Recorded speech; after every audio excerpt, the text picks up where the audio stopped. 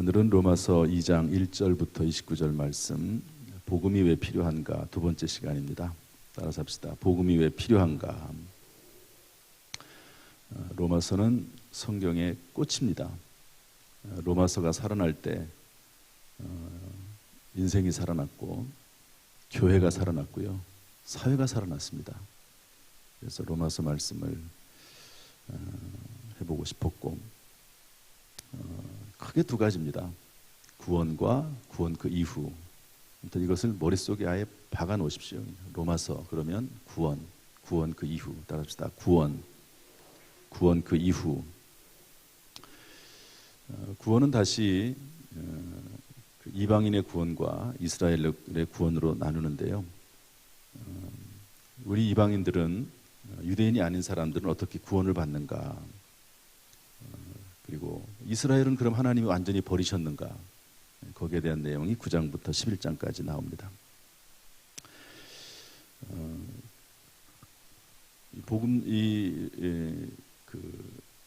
로마서에서 사도 바울이 하고 싶은 이야기는 물론 복음이지만, 그러나 질문을 한다고 그러면, 질문의 형태로 바꾼다고 하면, 누가 하나님 앞에서 의롭게 되느냐, 하나님 앞에서 어떻게 의인이 되느냐 하는 것이 주제입니다. 참 이건 엄청난 주제고요. 여러분, 하나님 앞에서 어떻게 의로워집니까? 하나님 보시기에 어떤 사람을 의롭다고 하십니까? 이 엄청난 주제를 사도 바울이 로마서에서 다루고 있는데, 그 누구도 반박할 수 없을 정도의 치밀한 구조를 가지고, 논리와 원리를 가지고 설명하고 있는 말씀이 로마서 말씀입니다. 복음, 그래서 그 주제를 다루면서 한마디로 말해서 하나님 앞에서 의로운 사람은 복음을 받아들인 사람이라는 건데요. 복음이 왜 필요한가? 당연히 하나님 앞에 의로운 사람이 되려면 복음이 필요합니다. 또 다른 표현으로 하면 모든 사람이 다 죄 아래 있고 그로 인해 하나님의 진노의 대상이 되었기 때문에 복음이 필요한 것이고, 그렇기 때문에 하나님 앞에서 의인이 되는 것이 중요한 주제가 되는 것이죠. 그래서 어제는 이 세상 모든 사람들이 다 죄 아래 있고 그로 인해서 하나님의 진노의 대상이 됐다고 말씀드렸습니다. 하나님을 알아요. 그 사람의 새겨 주신 양심이 하나님을 찾아가게 되어 있고, 이 온 우주 만물을 보면 하나님이 계심을 알 수 있다고 성경은 알려주고 있습니다. 그러나 하나님을 알 때 하나님을 오히려 피조물로 바꿔버리고 짐승과 버러지 형상으로 바꿔버렸기 때문에 하나님이 심판하시고 진노하신다. 핑계하지 못한다. 그리고 세상에 대한, 불신자들에 대한 하나님의 심판의 방법은 내버려두는 거다. 너 하나님을 알면서도 무언가 하나님에 대한 그런 그 모습을 느끼면서도, 깨달으면서도 하나님께로 돌아오지 않고 회개하지 않는 그 모습에 대해서 하나님이 그냥 내버려 두시는 겁니다. 내버려 두시는. 그래서 여러분, 이 세상 사람들은 하나님이 알아서 하신다고 성경에 계속 말씀하십니다. 내가 알아서 할 테니까 그거 신경 쓰지 마라. 세상 사람들에 대해서는, 세상 사람들이 저 사람들은 저렇게 악하게 사는데 왜 저렇게 잘 사는 것 같고 돈도 잘 버는 것 같고 저 사람들은 왜 저렇게 살지? 신경 쓰지 말라는 거예요. 하나님께서 하나님의 진노의 날에 하나님께 적절하게 사용하시기 위해서 하나님이 알아서 하는 거니까 너희들 신경 쓰지 말어. 너희들이나 잘해. 하나님 믿는 하나님의 사람답게 교회 안에서, 성도 간에 서로 섬기면서 마땅히 행할 삶을 살아나가면 돼. 불신자들에 대해서는 내가 알아서 할 테니까 신경 쓰지 마라. 하나님의 계획과 섭리가 다 있습니다. 그래서 여러분, 부자가, 믿지 않는데 부자가 된다고 해서 저 사람은 잘 사는 것 같은데, 여러분 그거 신경 쓸 필요가 없습니다. 영원히 구원받지 않고 사는 그런 인생들이 얼마나 불쌍한 인생들입니까? 지금 잠시 좀 편하게 살 수 있을지 모르지만 그 영혼이 구원받지 않으면 얼마나 불행한 인생이요, 불쌍한 인생인지 모릅니다. 세상은 모두 죄 아래 있기 때문에 복음이 필요하다. 유대인들도 마찬가지입니다. 이 세상 유대인 우리들도 마찬가지인데 유대인들도 모두 죄 아래 있으며 그로 인해 하나님의 진노의 대상이 됐다는 거죠. 따라합시다. 유대인들도 모두 죄 아래 있으며 하나님의 진노의 대상이 됐다. 유대인들이 이제 하나님의 진노의 대상이 됐다고 말씀하는데 표현을 세 가지로 합니다. 유대인에 대한 표현을. 첫 번째로는요, 우리 1절 말씀 한번 읽어보겠습니다. 1절 말씀, 2장 1절 다 같이 시작. 그러므로 남을 판단하는 사람아, 누구를 막론하고 내가 핑계하지 못할 것은 남을 판단하는 것으로 내가 너를 정죄함이니 판단하는 내가 같은 일을 행함이니라. 참 사도 바울이 글을 잘 씁니다. 유대인들을 표현하면서 남을 판단하는 사람아 이렇게 썼습니다. 왜 그럴까요? 유대인들에게는 율법이 있습니다. 이 세상 사람들과 불신자들은 율법이 없죠. 그러나 하나님께서는 특별히 유대인을 선민으로 선택하시고 그들에게 모세를 통해서 율법을 주셨습니다. 율법을 지켜라. 하나님의 백성, 하나님의 자녀는 율법을 지켜라. 그리고 그 율법을 지키는 자가 의로운 사람이다. 잘 구분하셔야 됩니다. 제가 미리 좀 얘기를 해야 될 것 같아서 13절 말씀 한번 읽어보겠습니다. 13절 시작. 하나님 앞에서는 율법을 듣는 자가 의인이 아니요 오직 율법을 행하는 자라야 의롭다 하심을 얻으리니. 여기 의롭다는 말이 나오잖아요. 하나님이 이스라엘 백성들에게 율법을 주신 이유는 율법을 지킴으로 의롭게 된다는 것 때문에 율법을 주신 겁니다. 이 13절을 읽으면서 23절을 우리에게 적용하면 안 됩니다. 지금 2장의 전체적인 내용은 유대인들에게 하는 말이거든요. 유대인들에게 하나님께서 율법을 주면서 이 세상 사람들에게는 율법도 안 줬거든요. 그런데 그래서 이 세상 사람들은 양심이 증거가 되고 그리고 그 양심이 마음에 새긴 율법이라고 성경은 말씀하고 있습니다. 그런데 유대인들에게는 뭘 줬죠? 율법을 줬어요. 율법을. 그래서 13절에 보니까 하나님 앞에서는 율법을 듣는 자가 의인이 아니요 오직 율법을 행하는 자라야 의롭다 하심을 얻으리라. 여러분 누가 의롭다 하심을 얻습니까? 이 흐름에 따라 얘기하면 이 세상 사람들은 양심에 의해서 그 양심대로 살아나가는 사람이 의롭다 하심을 받습니다. 그런데 이제 나중에 나오게 되지만 그 양심에 따라서 하나님 앞에서 의롭다 하심을 얻을 사람은 없다는 겁니다. 그래서 다 죄인이라는 거예요. 유대인들에게는 뭘 줬냐면 율법을 줬습니다. 율법을 지킴으로 하나님 앞에 의롭다 하심을 얻습니다. 그런데 율법은 죄를 깨닫게 할 뿐이지 율법을 통해서 완전히 하나님 앞에 나갈 사람도 없다는 겁니다. 그래서 유대인들도 다 죄인이다. 죄를 지은 죄인이다. 그렇게 말씀하고 있는 것이죠. 그래서 여기 13절 하나님 앞에서는 율법을 듣는 자가 의인이 아니요 오직 율법을 행하는 자라 의롭다 하심을 얻으리라. 이스라엘 사람들에게 유대인들에게 율법을 줬는데요. 그 율법이 구원하지 못한다 하는 그런 내용입니다. 따라서 유대인들도 죄 아래 있으며 그로 인해서 하나님의 진노의 대상이 됐고 그리고 율법이 있으니까 이 세상 사람들에 대해서 불신자들에게 대해서 접근하는 방식이 좀 그 사람들과는 좀 다릅니다. 그래서 유대인들에 대해서 뭐라고 말하냐면 남을 판단하는 사람아. 너희들 율법이 있어가지고 남을 판단하지.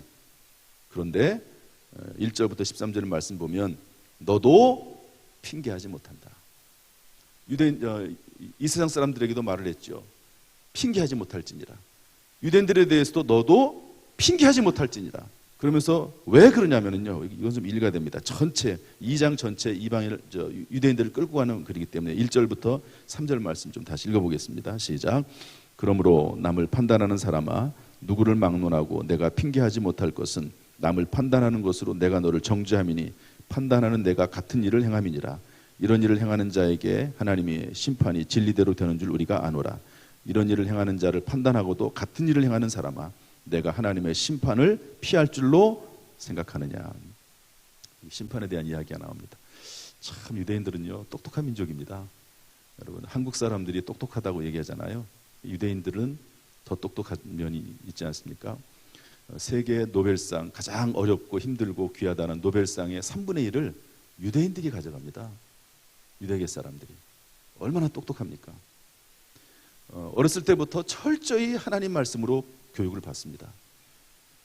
성인이 될 때는 신명기 말씀을 다 암송해야 됩니다. 엄청난 사람들이죠, 사실은. 거기는 뭐 국영방송이나 이런 데서 뭐 이상한 그런 프로그램이 나오지도 않습니다. 아주 철저히 말씀 중심으로 살아가는, 지금도 그런 사람들입니다. 그럼에도 불구하고 어떤 특별한 어떤 공부를 그러다 보니까 학생 때는 좀 덜 받겠죠. 그럼에도 불구하고요, 세계에서 제일 똑똑한 민족이 되고 똑똑한 아이들이 됩니다. 그런데 그럼에도 불구하고, 그러니까 남을 판단하고, 그리고 기준이 분명해요. 유대인들은 기준이 분명합니다. 어떻게 살아야 될지 기준이 분명하거든요. 그런데 남을 판단하는 사람아, 남을 판단하면서 같은 일을 행한다는 거죠. 하나님의 심판을 피할 줄로 아느냐, 그렇게 성경은 말씀하고 있습니다. 하나님의 고집과 회개하지 아니하는 마음을 따라 진노의 날 하나님의 의로우신 심판이 나타나는 그날에 이 말 진노를 내게 쌓는도다. 그들에게도 하나님의 진노가 임한다는 것이죠. 하나님의 말씀이 있는데 그 말씀대로 살질 않아요. 그리고 다른 사람에 대해서는 열심히 옳고 그름을 분별해 주는데 자기는 그 말씀대로 살지를 않아요. 특별히 예수 그리스도에 대한 말씀에 대해서는 아주 고집을 피웁니다. 유대인들은, 지금도 이스라엘 사람들은 예수님은 구원자가 아닙니다. 그리스도가 아닙니다. 선지자에 불과합니다. 얼마나 고집을 피우는지 몰라요. 자기들이 옳다고 생각하고 하나님께서 예수 그리스도를 통해서 구원을 주시는 그 하나님의 구원에 대해서 받아들이고 있지 않습니다. 그래서 예수님께서 오실 때부터 요한복음 11장 47절 53절 보면 대제사장들 바리새인들이요, 예수님의 모습을 보고 예수님을 받아들이는 것이 아니라 예수님을 죽이려고 모의하고 예수님을 시기하기 때문에, 그리고 십자가에 넘겨주게 되는 것이죠. 그러나 나다나엘 같은 사람은요, 예수님을 받아들이고 예수님을 통해서 구원을 받고 하나님의 제자로 쓰임받게, 주님의 제자로 쓰임받게 되는 것입니다. 자, 그래서 유대인들이 죄 아래 있는데 남을 판단하면서도 자기는 행하지 않기 때문에 그렇습니다. 그 다음에 유대인에 대해서 또 뭐라고 표현하고 있냐면요, 이렇게 표현하고 있습니다. 우리 12절 말씀 한번 읽어보겠습니다. 12절 다 같이 시작. 무릇 율법 없이 범죄한 자는 또한 율법 없이 망하고, 무릇 율법이 있고 범죄한 자는 율법으로 말미암아 심판을 받으리라. 13절도 시작. 하나님 앞에서는 율법을 듣는 자가 의인이 아니요 오직 율법을 행하는 자라야 의롭다 하심을 얻으리니. 아멘. 율법 없이 범죄한 자는 누굽니까? 이 당시에 하나님을 모르는 이 세상 사람들입니다.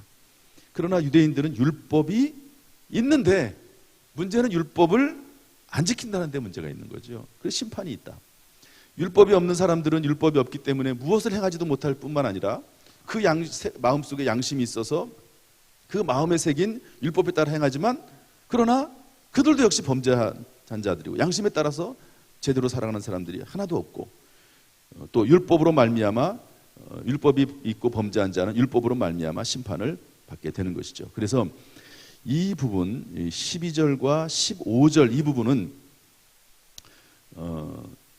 그 세상 사람들이 죄인인 이유와 그리고 유대인들이 죄인인 이유를 잘 설명하고 있습니다. 한번 우리 14절 5절 말씀, 가로로 되어 있는데요, 유대인에 대한 이야기를 쓰다가 이방인에 대한 이야기를 비교해서 쓰는 겁니다. 14절 말씀 읽어보겠습니다. 시작. 율법 없는 이방인이 본성으로 율법의 일을 행할 때에는 이 사람은 율법이 없어도 자기가 자기에게 율법이 되나니, 이런 이들은 그 양심이 증거가 되어 그 생각들이 서로 혹은 고발하며 혹은 변명하여 그 마음에 새긴 율법의 행위를 나타내느니라. 아멘. 그래서 이방인이 아닌 사람들은 본성에 의해서, 그 양심에 따라 마음에 새긴 율법에 의해서 하나님 앞에 나가는데, 그러나 의인은 없다, 하나도 없다고 말씀하고 있습니다. 그 다음에 세 번째로 이제 직접적으로 얘기를 합니다.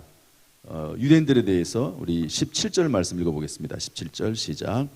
유대인이라 불리는 내가 율법을 의지하며 하나님을 자랑하며 율법의 교훈을 받아 하나님의 뜻을 알고 지극히 선한 것을 분간하며 맹인의 길을 인도하는 자요 어둠에 있는 자의 빛이요. 거기까지요. 이제 말하죠, 유대인들에 대해서. 첫 번째, 유대인들은 뭐라고 표현했습니까? 남을 판단하는 사람아. 그리고 두 번째로는 율법이 있고 범죄한 자로. 그 다음에는 세 번째로는 그냥 그대로 표현합니다. 유대인으로 표현합니다.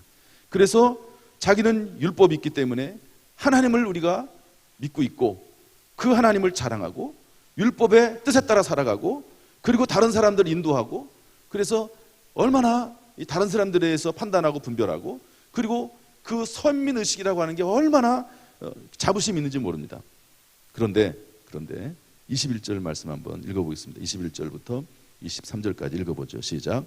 그러면 다른 사람을 가르치는 내가 내 자신을 가르치지 아니하느냐? 도둑질하지 말라 선포하는 내가 도둑질하느냐? 간음하지 말라 말하는 내가 간음하느냐? 우상을 가증히 여기는 내가 신전 물건을 도둑질하느냐? 율법을 자랑하는 내가 율법을 범함으로 하나님을 욕되게 하느냐? 24절 기록된 바와 같이 하나님의 이름이 너희 때문에 이방인 중에서 모독을 받는도다.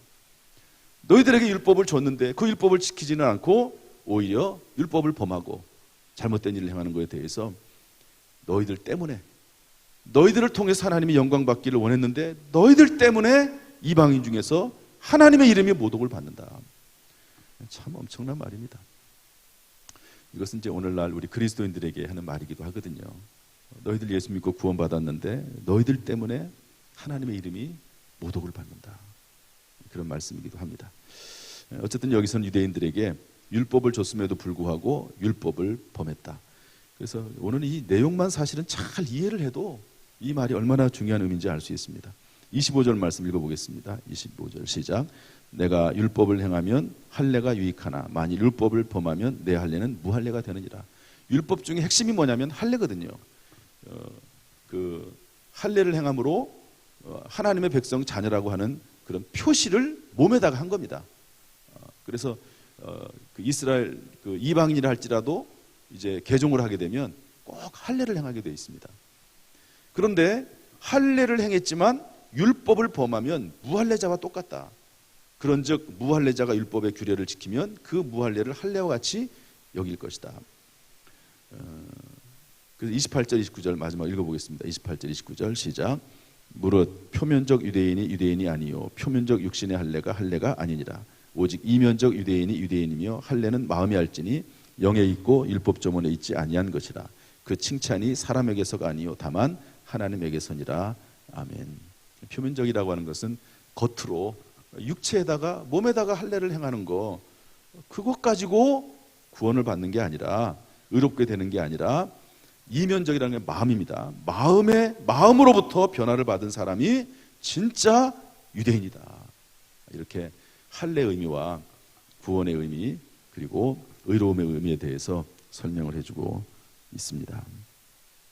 우리 그리스도인들도 마찬가지죠. 무늬만 그리스도인이라고 해서 그리스도인이 아니고 내면이 거듭난 그리스도인이 참된 그리스도인이다. 그런 말씀을 해주고 있습니다. 자, 이렇게 이제 내용을 좀 간단히 설명을 했고 사실 설교는 이제 여기서부터 시작이 되거든요. 그렇지만 이제 설교를 좀 마무리하겠습니다. 이 세상에 대해서도 사도 바울은 핑계하지 못할지니라 1장 20절에서 말씀하고 있습니다. 2장 1절에서 유대인들에 대해서도 내가 핑계하지 못할 것은 이렇게 되어 있습니다. 그 누구도 하나님의 진노와 심판에 대해서 핑계할 수 없습니다. 여기와는 조금 거리가 떨어져 있지만 우리 그리스도인들도 범죄하면 이 땅에서 하나님의 진노와 심판을 피할 수 없습니다.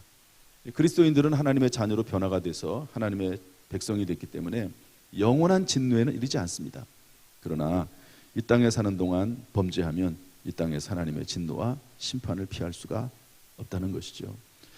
그래서 우리는 매일매일 구원받은 우리도 다 하나님의 백성이 하나님의 자녀이기 때문에 구원을 받지만 이 땅에 살아나가는 동안은 늘 하나님 앞에 감사하는 삶을 살면서도 그것보다도 먼저 여러분 어떤 분은 매일 하루에 3가지씩 5가지씩 감사 노트를 작성하지 않습니까? 밤마다 감사해야 되지만 그러나 그 이전에 먼저 은혜 아니면 살 수가 없습니다. 천부의 의지 없어서 손들고 옵니다라고 고백하면서 정결함을 받고 매일매일 정결함을 받아가면서 살아나가야 되는 것이죠. 우리가 죄 용서받지 않았다는 말이 아니라 죄 용서받은 이후에 몸을 씻는 회개를 한 이후에 매일매일 우리의 죄를 예수 그리스도의 십자가의 보혈로 씻어가면서 하루하루를 살아나가고 된다 하는 것이죠. 그래서 한번 따라합시다. 은혜 아니면 살 수가 없습니다. 천부의 의지 없어서 손들고 옵니다. 이렇게 매일매일 해야 되고요. 혹시 마음에 양심에 거리낌이 있거나 하나님 앞에 죄가 있으면 하나님, 은혜 아니면 살 수가 없습니다. 천부의 의지 없어서 손들고 옵니다. 다시 예수 그리스도의 십자가의 보혈을 의지합니다. 예수의 피로 정결케 되었습니다. 감사합니다. 살아가고, 또 주기도문을 늘 묵상해야 됩니다. 주기도문은 뭐라고 되어 있죠? 하늘에 계신 우리 아버지요. 쭉 나가면서 우리가 우리에게 죄 지은 자를 사하여 준 것 같이 우리 죄를 사하여 주시옵고 시험에 들게 하지 마시옵고 다만 악에서 구하시옵소서. 여러분, 주기도문으로 꼭 기도하십시오. 어제 새벽에도 어젯밤에도 이 자리에 나와서 주기도문의 말씀으로 꼭 마무리하거든요. 하나님, 죄를 용서해 주세요. 우리라고 되어 있습니다. 하나님, 저의 죄를, 저의 가족의 죄를, 성도들의 죄를 용서해 주세요. 예수 그리스도의 피로 덮어주세요. 그렇게 기도하고, 우리를 시험에 들게 하지 마시고 다만 악에서 구하시옵소서. 이렇게 계속해서 이 주기도문의 말씀을 묵상하면서요, 여러분, 주기도문의 이 내용 안에는 기도의 중요한 요점들이 다 들어가 있습니다. 주기도문으로 기도하고, 그리고 이제 뭐 계속해서 나오게 되겠지만 이 사도신경이 참 중요합니다. 그러면 하나님 앞에 의로운 사람은 믿는 사람인데 도대체 뭘 믿느냐, 이렇게 말할 때 사도신경이거든요. 성경 66권을 잘 정리 요약해가지고 우리의 믿음을 고백하는 것이 사도신경입니다. 전능하사 천지를 만드신 하나님 아버지를 내가 믿사오니, 그의 외아들 우리 주 예수 그리스도를 믿사오니, 그는 이제 쭉쭉쭉 나오고, 그 다음에 세 번째로 성령을 믿사오니, 거룩한 공회와 성도가 서로 교통하는 것과 죄를 사하여 주시는 것과 몸이 다시 사는 것을 내가 믿습니다. 이게 우리의 고백입니다. 여러분, 신앙 고백. 그래서 신앙 고백이 중요한 거예요. 사도신경이 그래서 중요한 겁니다.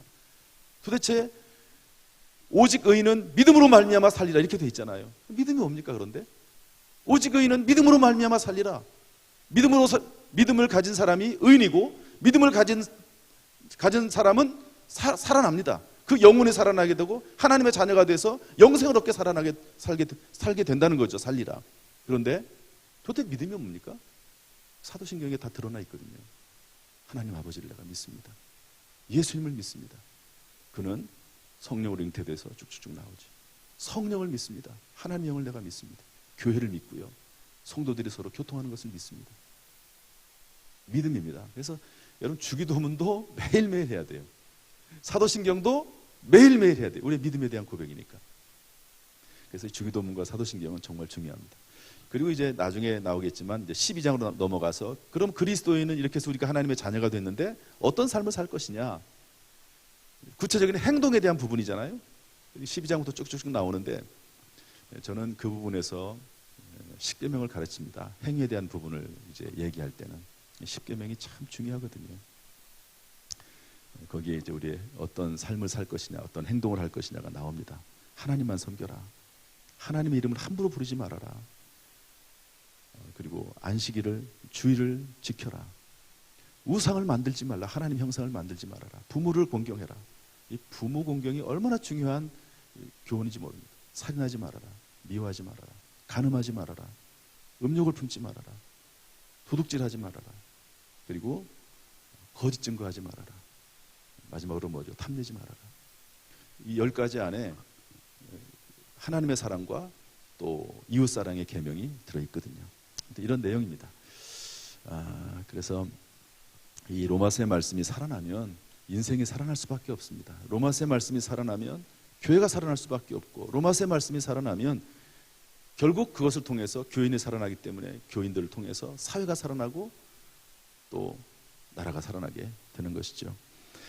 로마서를 쭉 공부하면서 우리의 인생이, 우리의 마음이, 우리의 모든 삶이 살아나게 되기를 주님의 이름으로 축원합니다. 구원의 확신 가운데 살아갈 수 있게 되기를 주님의 이름으로 축원합니다. 기도하겠습니다. 하나님 아버지, 한 주간을 보냅니다.